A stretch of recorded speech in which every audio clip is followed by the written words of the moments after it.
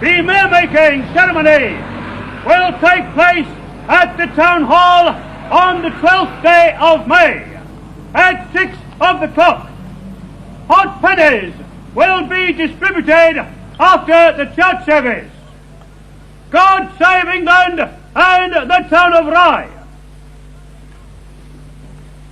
Percy Sherwood, you're the town crier in Rye. How old is the office? Well, it goes back into the 11th century, early 11th century anyway. One time you say you was the looker or the watchman, amongst other duties. Watching what? Watching for attack on the town.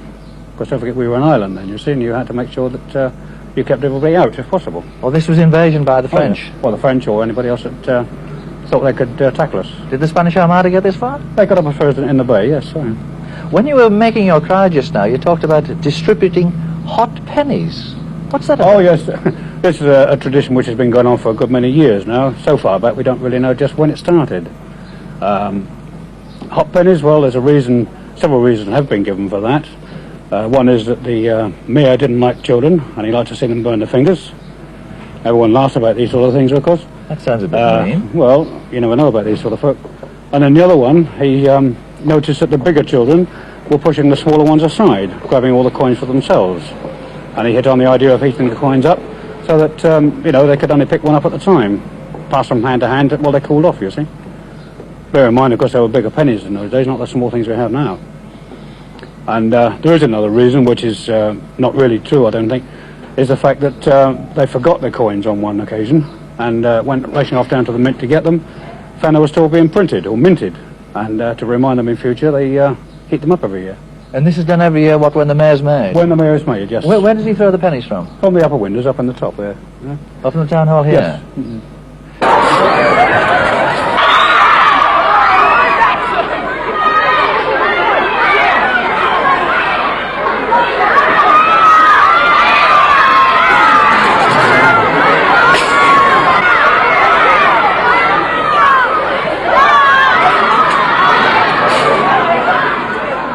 The people of Rye tread warily if they have to come down Conduit Hill for fear of ghosts, and it's not a story from ancient times.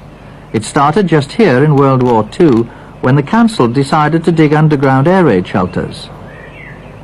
It wasn't long before they unearthed skeletons and learned they were in a monk's burial ground.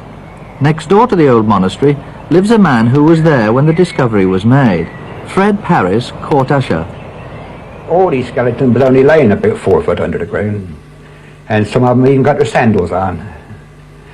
And there was an old gentleman, he came from Brighton, he said, Mr. Parris, he said, don't be alarmed, but he said, I do not like, he said, this digging up of old burial grounds. He said, various things happen, he said, I can't explain it. If you tell people, they won't believe you. But I've experienced it, he said. I always said, oh, I wasn't expecting anything to happen here. And it wasn't so long after that, for he was right, various things did start happening. What sort of things? Well, the first ever, you won't believe it was gospel truth, because if I was in the court, I should say to you, take the book in your right hand and read the oath and the card. But the first experience I had was, I went down to this little shop in the evening, quite daylight, to get some cigarettes. And when I came back, I was going to shut my side gate up. And standing as close as I am to you now, with a silhouette, it was a bluey grey, of a monk's outline, and instantly I saw it. It simply come through my sitting room window and wall and disappeared in here. And when I came in, my wife said to me, she said, whatever's up with you? She said, all the hair on the back of your neck standing up. She said, your face is like chalk. She said, anyone think you've seen a ghost? I said, well, you put it right on the head, dear. She said, don't talk so silly. And then many weeks after that, for this door opened, clicked up like that, and I had a 3-way glass screen around here, and that would fold over, and I used to sit there, and all of a sudden, if anybody got a sheet of ice and put on your bare back, that was the coldness of its presence. And the old books tells you that whoever seen or been near this spirit, or whatever it might be, I didn't believe in it at the time. But a lot of people wouldn't believe. No, and it's just as if you put ice on your back like that, and then it's gone. And various things happened in this cottage. Too many to mention, really. I went out one night with a walk through with the wife, we came back, all the lights was on. And the following night we went to bed, when we got up in the morning, all the lights was on. You blame the ghost for that? Well, the only way we stopped it was pulling the main switch down at the meter.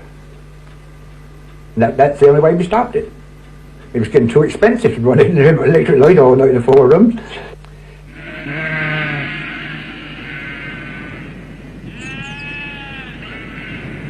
In years gone by, all of this was marshland washed by the sea. The original coastline was across yonder. That bank of trees there was the cliffs.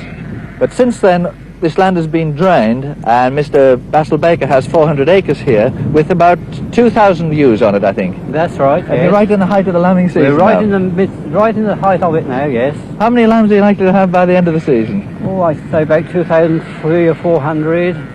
And they don't come as regularly as you might want them. You get busy No, days, don't you? Yes. About a fortnight ago, we were getting about 100 in every 24 hours, and now they've fallen down to about 40.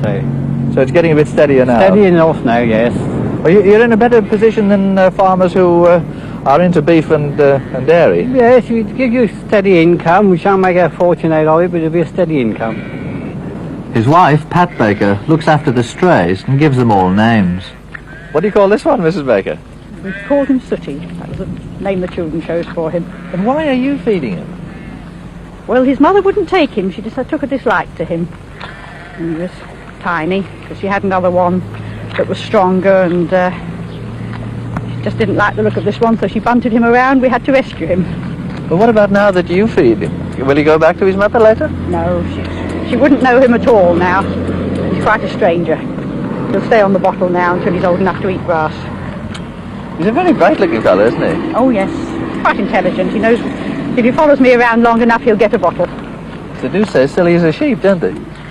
Yes, but I think they've got the right instincts. They know what's good for them. But how is it that the lambs get separated from the mother? But sometimes if they're a bit weak when they're young, they can't follow the mother or can't get up and have a drink, and then we have to bring them in to strengthen them. When they go back, they smell a bit too human. They aren't lambs to them anymore. They don't recognise them.